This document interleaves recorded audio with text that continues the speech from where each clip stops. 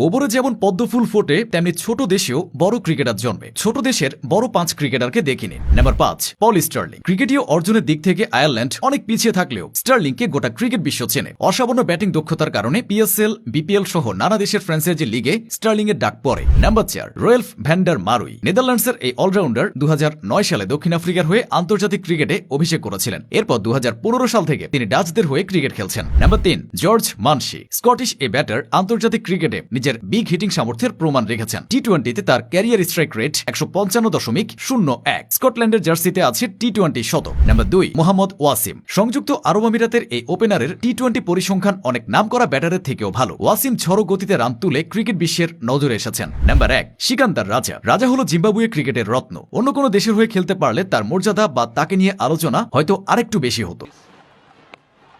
And this is a fairly simple chance. Should be taken. Yes.